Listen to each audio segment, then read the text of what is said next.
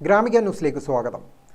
പാനൂരിൽ bomb സ്ഫോടനത്തിൽ ഒരാൾ മരിക്കാനിടയായ കേസിൽ റിമാൻഡിൽ കഴിയുന്ന 2 പ്രതികൾക്ക് കൂടി തലശ്ശേരി ACJM കോടതി ജാമ്യം നൽകി. കേസിലെ 6ാം പ്രതി മീത്തലെ കുന്നോത്തുപറമ്പിലെ ചെറക്കണ്ടിമ്മൽ C. സായൂജ്, കുന്നോത്തുപറമ്പിലെ അമൽ ബാബു എന്നിവർക്കാണ് Thalassery additional chief judicial magistrate C. Ubaidullah ജാമ്യം അനുവദിച്ചത്. പ്രതികൾ അറസ്റ്റിലായി 90 ദിവസം കഴിഞ്ഞിട്ടും അന്വേഷണ ഉദ്യോഗസ്ഥർ കോടതിയിൽ കുറ്റപത്രം സമർപ്പിക്കാത്ത സാഹചര്യത്തിലാണ് 2 പ്രതികൾക്ക് ജാമ്യം നൽകിയത്. 3ാം പ്രതി ചെണ്ടയാട് ഉറവുള്ളക്കണ്ടിയിൽ അരുൺ, 4ാം പ്രതി ചെറുപ്പറമ്പ് അടുപ്പുകൂട്ടിയപറമ്പത്ത് ഷബിൻലാൽ, 5ാം പ്രതി കുന്നോത്തുപറമ്പ് കിഴക്കയിൽ K. അതുൽ എന്നിവർക്ക് കഴിഞ്ഞ വെള്ളിയാഴ്ചയും ഇതേ കോടതി ഉപാധികളോടെ ജാമ്യം അനുവദിച്ചിരുന്നു. അഡ്വക്കേറ്റ് പൃഥ്വി മുഖേനയാണ് പ്രതികൾ ജാമ്യഹർജി നൽകിയത്.